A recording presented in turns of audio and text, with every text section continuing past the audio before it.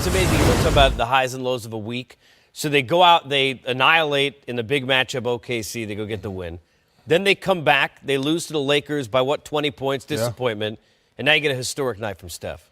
Well, it's the ups and downs of the NBA, but we haven't seen a lot of downs for Steph Curry the last couple of years. So that night in L.A., people kind of overreacted, in my opinion. I said, this young man's been shooting the basketball his whole life.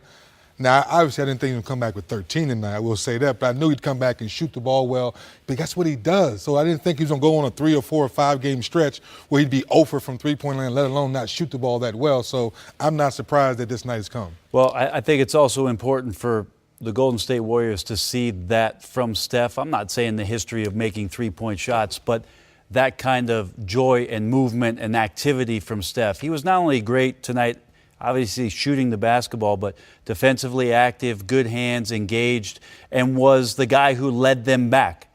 The questions all year long will be about, Durant shooting the ball towards the end, or look, any one of them. But this is still Steph Curry's team. Tonight was one of those moments where the exclamation point is put on by setting the record. I mean, imagine that, 39 points just from three-point shooting tonight from Steph Curry. What a ridiculous performance. Well, I would say so. Ridiculous and historic. Here's Steph after the game. Congratulations on history. 13 made threes in a game. Were you aware of the record?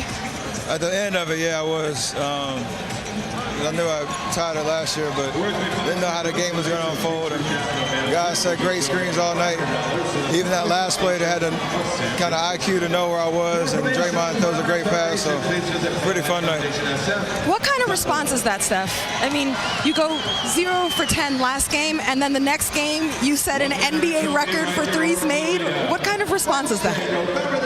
I just stick with it.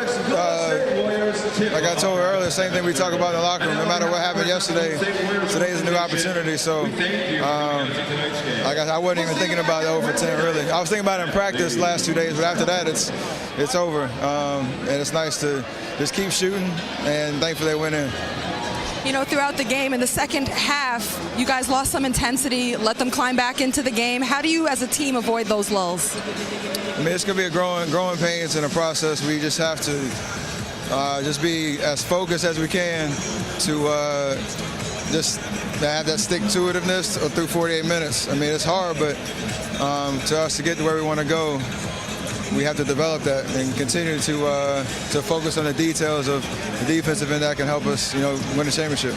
And I know you've hit 12 threes twice. Is it kind of cool to get over the hump finally with 13 and get the record? It is. I mean, that's a pretty cool record to have. I know that it probably won't last too long with how guys are shooting in this league now, but to have a three-point record is something that's pretty special that you can have in the back pocket. Congrats, Steph. Thank you very much.